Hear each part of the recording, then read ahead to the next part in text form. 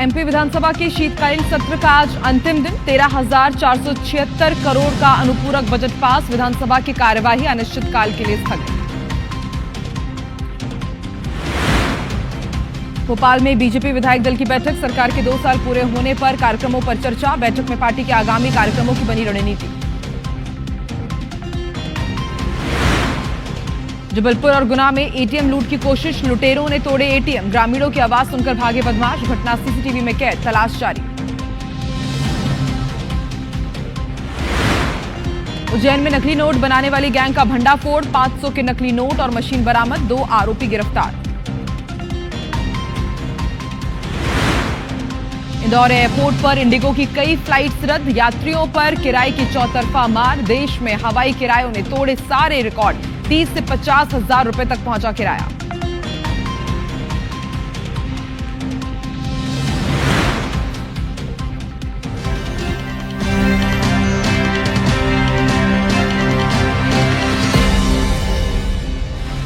नमस्कार, बहुत स्वागत है आप सभी के साथ। आकांक्षा पांडे। हो गया है मध्य प्रदेश के नंबर 1 बुलेटिन मेरा मध्य प्रदेश का, और बुलेटिन की शुरुआत करेंगे नकली नोट की खबर के साथ। जी हां, जरा आप भी चेक कर लीजिए कि कहीं आपके जेब में 500 के नकली नोट तो नहीं आ गए हैं, क्योंकि उज्जैन और नीमच से इसी तरह नकली नोट की बड़ी खेप पकड़ाई है।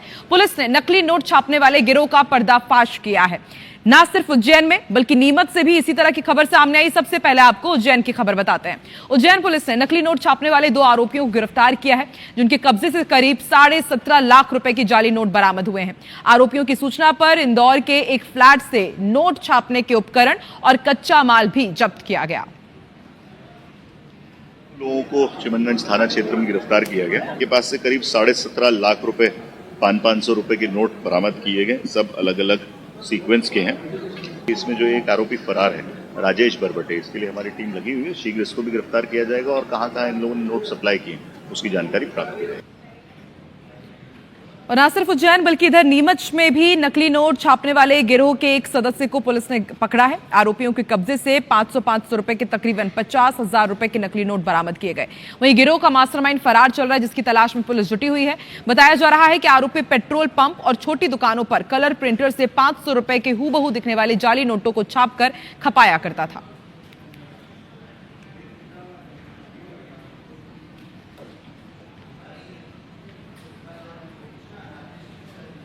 सूचना दी थी कि एक ईश्वर खारोल है, सरजना का रहने वाला, जो मालखेड़ा फंटे पे नकली नोट लेके खड़ा है।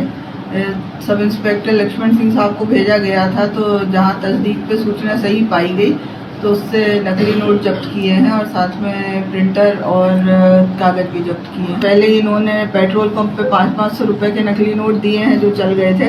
उसके बाद इनके मन में लालच आया और इन्होंने और 500 रुपए के नकली नोट छापे। 50,000 रुपए के नकली नोट बरामद हुए हैं और इन्होंने अभी नया यही काम शुरू किया था। मध्य प्रदेश में सुरक्षित नहीं एटीएम। हम ऐसा इसलिए कह रहे हैं क्योंकि बीते 24 घंटे में जबलपुर और गुना में चोरों ने एटीएम को निशाना बनाया। कोशिश की कि उसमें जो कैश था वो निकाल कर ले जा सके, लेकिन दोनों ही जगह वो नाकामयाब साबित हुए। हम इससे जुड़ी हुई 2 खबर आपको बताते हैं। पहली तस्वीर आप देख रहे हैं गुना की, दूसरी तस्वीर जबलपुर की। गुना के राधोगढ़ में HDFC बैंक के एटीएम को चोरों ने निशाना बनाया। वारदात के दौरान चोरों ने एटीएम में लगे CCTV कैमरों पर पहले स्प्रे किया ताकि उनकी गतिविधियां रिकॉर्ड ना हो।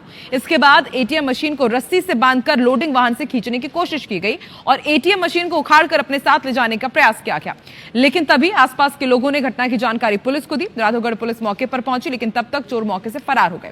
पुलिस इस बात की जांच कर रही है कि एटीएम से कैश गायब है या नहीं। पुलिस का दावा है कि जैसे ही चोरों का सुराग मिलेगा तुरंत उन्हें गिरफ्तार कर लिया जाएगा। वहीं जबलपुर के गोसलपुर में भी एटीएम लूट की कोशिश की गई है। पिकअप में आए लुटेरों ने 2 एटीएम तोड़ दिए। ग्रामीणों की आवाज सुनकर बदमाश भाग निकले। दोनों एटीएम का कैश सुरक्षित है। आरोपी CCTV में कैद हुए हैं, जिसके आधार पर फिलहाल गोसलपुर पुलिस मामले की जांच कर रही है।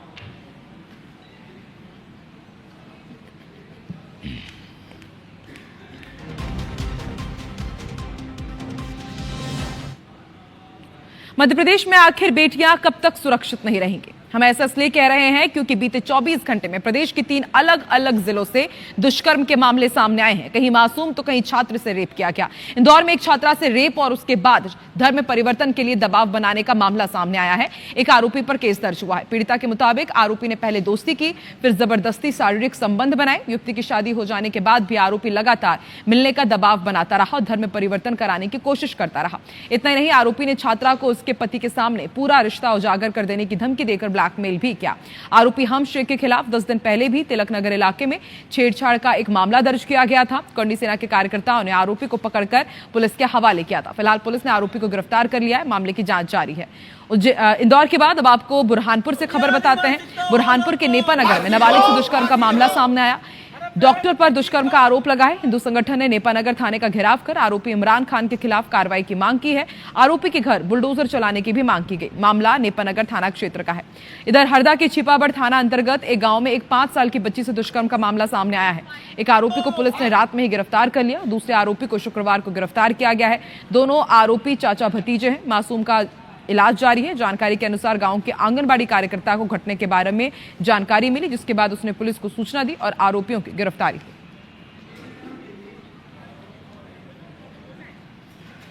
ग्रामीण क्षेत्र से एक 5 साल की बच्ची को पुलिस के द्वारा लाया गया था, जिसके साथ जाति की घटना होने का मामला सामने आ रहा है। जिससे प्राथमिक उपचार करके हमने आगे की जानकारी के लिए जिला अस्पताल हरदा रेफर किया है गायनी ओपिनियन लेने के लिए। एक छोटी बच्ची है जिसके साथ गलत कृत्य की सूचना थाने को प्राप्त हुई थी, जिस पर तुरंत कार्रवाई करते हुए तुरंत FIR पंजीबद्ध किया गया था। एक जो मुख्य आरोपी है उसको तुरंत ही अभिरक्षा में ले लिया गया था और दूसरे आरोपी के लिए तश्ती में काम कर रही थी, जिसे आज सुबह अभिरक्षा में ले लिया गया है और अभी अग्रिम कार्रवाई जारी है। मंदसौर के शामगढ़ में नाबालिग युवती का अश्लील वीडियो वायरल कर उसे ब्लैकमेलिंग के मामले में पुलिस ने 2 आरोपियों को गिरफ्तार किया है। मामले में आक्रोशित हिंदू संगठनों ने शुक्रवार को शामगढ़ नगर बंद रखा और आरोपियों पर सख्त कार्रवाई करने की मांग की है। बताया जा रहा है कि आरोपियों ने युवती का वीडियो वायरल करने का यहां पर उसको धमकी दी जाती थी उसके लिए और उसे ब्लैकमेल किया गया था। साथ ही कुछ रुपयों की मांग भी की थी। वीडियो वायरल ना हो जाए इस डर से युवती ने आरोपियों को नगद रुपए भी दिए। इसके बावजूद आरोपियों ने युवती का वीडियो वायरल कर दिया था। 2 आरोपियों द्वारा अश्लील वीडियो बनाया गया और वीडियो वायरल करने की धमकी देकर बालिका से अवैध रूप से पैसे की मांग भी की गई है। घटना की जानकारी और रिपोर्ट थाना श्यामगढ़ में की गई। 2 आरोपियों को पुलिस ने गिरफ्तार कर लिया है और जो बालिका से अवैध रूप से पैसे भी लिए गए ऐसी भी जानकारी प्राप्त हुई है। तो इस बिंदु पर भी पुलिस अपनी इन्वेस्टिगेशन कर रही है। मध्य प्रदेश की STF ने भारत चीन सीमा पर घेराबंदी कर अंतर्राष्ट्रीय बाघ तस्कर यांगचेन लांगचुमका को गिरफ्तार किया है। यांगचेन पिछले 10 वर्षों से भारत, नेपाल और चीन की सीमाओं के बीच घूमकर गिरफ्तारी से बचती आई थी। ये वही आरोपी है जिस पर 13 जुलाई साल 2015 में मध्य प्रदेश के सतपुड़ा टाइगर रिजर्व में बाघ और पैंगोलिन के अवैध शिकार तथा अवैध तस्करी का केस दर्ज हुआ था। इस गिरोह पर आरोप था कि वो बाघ की हड्डियों और पैंगोलिन के स्केल को नेपाल के रास्ते चीन भेजती थी। अब तक इस गिरोह के 31 सदस्यों की गिरफ्तारी हो चुकी है। कई को सजा भी मिल चुकी है। यांगचेन इस नेटवर्क की सबसे महत्वपूर्ण कड़ी मानी जाती है। उसे पकड़ने के लिए इंटरपोल तक रेड नोटिस जारी करना पड़ा था। यांगचेन को मध्य प्रदेश लाया जा रहा है।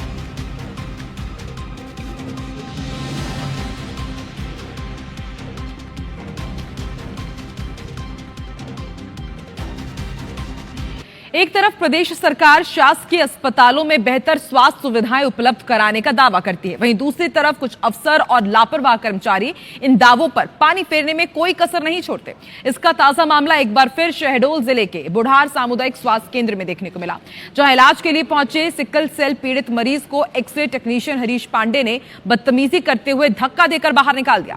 पीड़ित ने जिसका वीडियो भी बनाया है, इस वीडियो में साफ आप देख सकते हैं कि टेक्नीशियन अभद्रता कर रहा है। मरीज के खिलाफ FIR दर्ज कराने की धमकी भी दे रहा है। पीड़ित ने CM हेल्पलाइन में मामले की शिकायत दर्ज कराई है। वहीं स्वास्थ्य विभाग के अधिकारी कार्रवाई की बात करते नजर आ रहे हैं।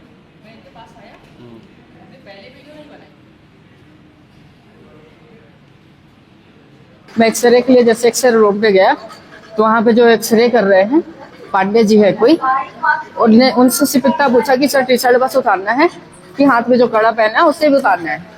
उसने पर्ची फेंक दिया, बोला कानून ना बता दे, जितना बोल रहा उतना कर। मैंने उनसे इतना बोला कि मैं आपसे गाली खाने आया हूँ, आप गवर्नमेंट की ड्यूटी कर रहे हैं कि आप गाली देने के लिए है मेरे पास। तो उन्होंने पर्ची फेंक दिया, बोलता है नेता ना बन और चल जाए यहाँ से, बाहर से करा तू, नहीं होगा तेरा यहाँ पे। ये एक्सरे लेके आया, मैं इसको सिर्फ कपड़ा उतारने के लिए बोला कि सिर्फ कपड़ा टी शर्ट उतार, ये खड़ा होता इसके बाद मेरे ऊपर पड़ गई, वीडियो बनाने लगा और इसके बाद मेरे ऊपर पड़ दिया सर, इधर इनको मार देंगे अंदर कमरे के अंदर।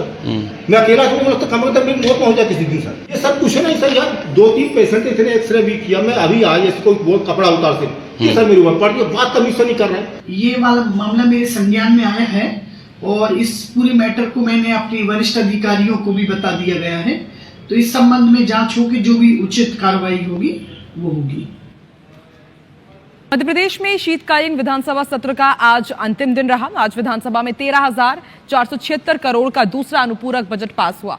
लगातार 2 दिन की चर्चा के बाद अनुपूरक बजट पास हुआ है। वित्त मंत्री जगदीश देवड़ा ने कहा है कि प्रमुख योजना प्रधानमंत्री आवास योजना में 4,000 करोड़ का प्रावधान किया है। इसके अलावा उपार्जन, भावांतर, लाडली बहना योजना समेत कई योजनाओं के लिए द्वितीय अनुपूरक बजट में प्रावधान किया गया है। देवड़ा ने कहा कि कर्जा लेकर राजस्व में खर्च नहीं कर रहे हैं, हम पूंजीगत मद में व्यय कर रहे हैं। कर्ज ले रहे हैं तो नायाब और सीमा में ब्याज भी समय पर दे रहे हैं, कर्ज भी समय पर भर रहे हैं। इस दौरान उन्होंने कांग्रेस पर निशाना साधते हुए कहा कि कांग्रेस ने कर्ज लेकर वेतन बांटे और घर भरे हैं। लगातार 5 दिन चले एमपी विधानसभा के शीतकालीन सत्र का आज अंतिम दिन था।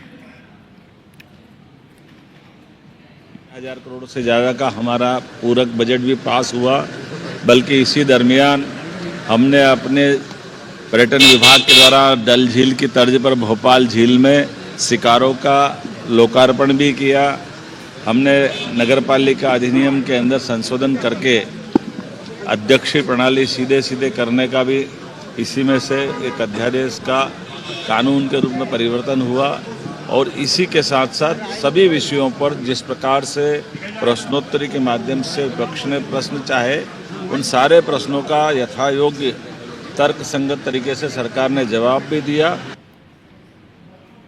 मध्य प्रदेश विधानसभा के शीतकालीन सत्र के अंतिम दिन कांग्रेस ने सिंगरौली जिले के जंगल में 6 लाख पेड़ों की कटाई का मुद्दा उठाया।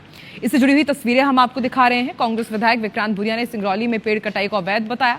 जवाब दिया वन राज्य मंत्री दिलीप अहिरवार ने और कहा कि जो भी पेड़ काटे गए हैं वो नियम अनुसार काटे गए हैं, जितने पेड़ काटे जा रहे हैं उतने लगाए भी जा रहे हैं। मंत्री के जवाब से असंतुष्ट विपक्ष ने सदन से वॉकआउट कर दिया। विक्रांत भूरिया ने कहा कि आदिवासी की पहचान जल, जंगल, जमीन से होती है। अगर आप उनके जंगल ही खत्म कर देंगे, उनका जल और जमीन छीन लेंगे तो उनका अस्तित्व कहां बचेगा। कोल माइन जो सिंगरौली में है उस पर इतनी जबरदस्त तरीके से पेड़ कटाई कैसे हो रही है, जबकि वो अनुसूचित क्षेत्र में आता है और 5वीं अनुसूची के अंतर्गत आता है। तो सब जब मंत्री जी ने जवाब दिया कि वो 5वीं अनुसूची में नहीं आता, पर हमारे पास जो दस्तावेज है उसमें साफ होता है कि 2023 तक वो 5वीं अनुसूची क्षेत्र में आता था। सीधा भाजपा सरकार द्वारा एक उद्योगपति को बढ़ावा देने के लिए 3400 हेक्टेयर वन काटा जा रहा है।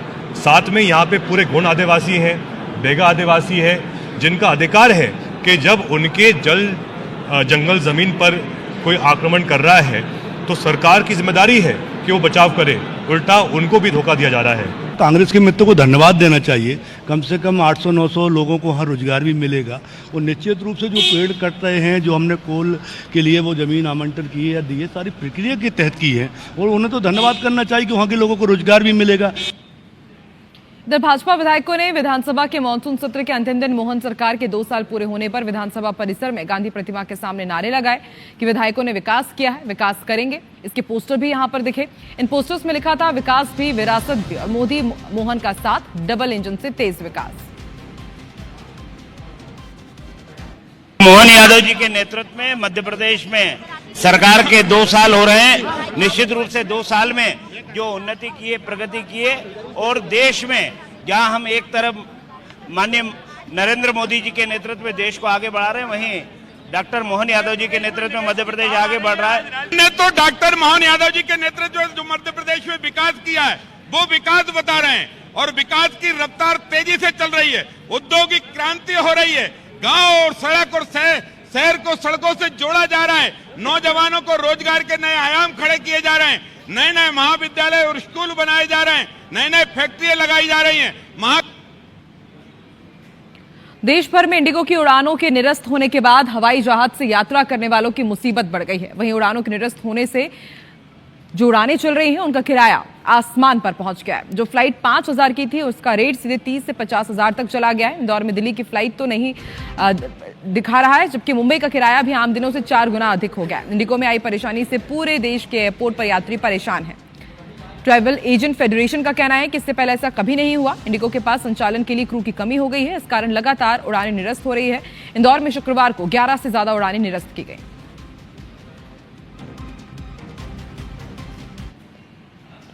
सरकार को एयर इंडिया जैसी फ्लाइट्स पे, एयर इंडिया जैसी कंपनियों पे ध्यान देना चाहिए और इस प्रकार के जो प्राइवेटाइजेशन है और जो मनमाने तरीके से कि सबको टिकट तो बेच देते हैं और फिर समय पर काम नहीं होता, तो ऐसी चीज़ें बंद करवाना चाहिए। बहुत लोगों का आवागमन का साधन आजकल एरोप्लेन ही है। अचानक ये सब चीज़ें फ्लॉप जो हो रही हैं कि जिसमें मतलब अचानक बिना सूचना के कैंसिल हो गया। अब इसमें किसी को अत्यावश्यक कार्य से अगर आना है वो नहीं पहुँच पा रहा है, तो असुविधा तो बहुत ज़्यादा है। मेरा एक फ़्लाइट का टिकट बुक था, मुझे जाना था यूएस, तो उस चक्कर में क्या हुआ कि जो मेरा काम था वहाँ पर, उसमें मुझे 2 लाख का नुकसान हो गया। मेरा कल फ्लाइट का टिकट था। ये इंडिगो के मतलब जैसे शेयर होल्डर अगर देखा जाए तो इंडिगो के सबसे ज़्यादा है, लेकिन इनमें एकाधिकार होने के कारण से क्या है कि तवज्जो इतनी दी जा रही है उनको। जब भी चाहें, जब इंडिगो की फ़्लाइट निरस्त हो जाती है, कभी लेट आती, कभी 10-10 घंटे लेट आ रही, कभी 15 घंटे लेट आ रही, कभी क्या निरस्त ही कर देते हैं डायरेक्ट। और इसी के साथ मध्य प्रदेश के इस बुलेटिन में फिलहाल इतना ही। देश और दुनिया की तमाम बड़ी खबर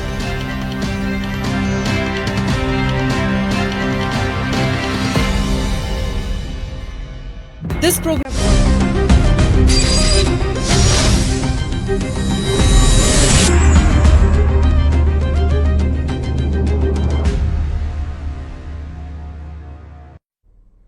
और अब बात हमारी खास पेशकश की होगी, आपका शहर आपका माइक। हम उठाएंगे आपकी आवाज, आपकी समस्याओं को प्रशासन तक पहुंचाएंगे। ये एक मुहिम है जनता से जुड़ी समस्याओं के लिए। आज इसी कड़ी में हमारी